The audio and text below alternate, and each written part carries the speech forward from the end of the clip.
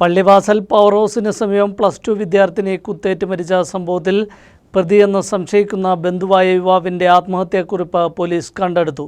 വർഷങ്ങളായി താൻ രേഷ്മയുമായി അടുപ്പത്തിലായിരുന്നുവെന്നും രേഷ്മയ്ക്ക് മറ്റൊരു പ്രണയം തുടങ്ങിയപ്പോൾ തന്നെ ഒഴിവാക്കാൻ ശ്രമിക്കുകയാണെന്നും കത്തിലുണ്ട്.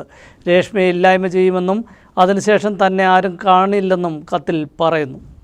പള്ളിവാസൽ വണ്ടിപ്പാറയിൽ രാജേഷ് ജെസ്സി ദമ്പതികളുടെ മകൾ രേഷ്മയെ കൊലപ്പെടുത്തിയ കേസിൽ പോലീസ് അന്വേഷിക്കുന്ന നീണ്ടപാറ വണ്ടിപ്പാറയിൽ അനു എന്ന അരുൺ താമസിച്ചിരുന്ന രാജകുമാരിയിലെ വാടകമുറികളിൽ നിന്നാണ് കത്ത് കണ്ടെടുത്തത്. 10 പേജുള്ള ഈ കത്ത് അരുൺ സുഹൃത്തുക്കൾക്ക് എഴുതിയതാണെന്ന് പോലീസ് പറയുന്നു. രേഷ്മയുടെ പിതൃ സഹോദരനാണ് അനു എന്ന അരുൺ. വർഷങ്ങളായി താൻ രേഷ്മയുമായി അടുപ്പത്തിലായിരുന്നുവെന്നും രേഷ്മയ്ക്ക് മറ്റൊരു പ്രണയം തുടങ്ങിയപ്പോൾ തന്നെ ഒഴിവാക്കാൻ ശ്രമിക്കുകയാണെന്നും കത്തിലുണ്ട്. രേഷ്മയെ ഇല്ലായ്മ ചെയ്യുമെന്നും അതിനുശേഷം തന്നെ ആരും കാണില്ലെന്നും കത്തിൽ പറയുന്നു. സംഭവ സ്ഥലത്ത് ഡോഗ് സ്ക്വാഡ് വീണ്ടും പരിശോധന നടത്തി. ഇന്നലെ പരിശോധന നടത്തിയ പോലീസ് നായ ഇവിടെ നിന്നും പോയത് പ്രധാന റോഡിലേക്കാണ്. പ്രതി സംഭവത്തിന് ശേഷം റോഡിലേക്ക് കയറി രക്ഷപ്പെട്ടതാകാമെന്നാണ് പോലീസിന്റെ നിഗമനം. രേഷ്മയെ സ്കൂളിൽ നിന്ന് കൂട്ടിക്കൊണ്ടുപോയ ശേഷം അനുനയിപ്പിച്ച് റോഡിന് താഴേക്ക് കൊണ്ടുപോയതാകാമെന്നാണ് പോലീസ് സംശയിക്കുന്നത്. എഴുതിവച്ചിരിക്കുന്ന കത്ത് പ്രകാരം അരുൺ ആത്മഹത്യ ചെയ്തിരിക്കാമെന്നാണ് പോലീസ് പറയുന്നത്. എന്നാൽ തെറ്റിദ്ധരിപ്പിക്കുന്നതിന് വേണ്ടി മനഃപൂർവ്വം എഴുതിയതാകാനുള്ള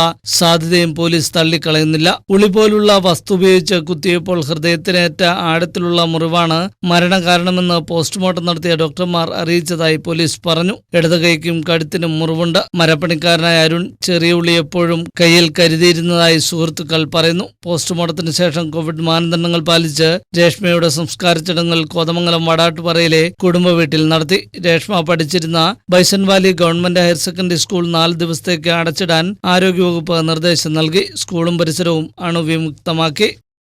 ന്യൂസ് ഡെസ്ക്, മീഡിയ നെറ്റ്.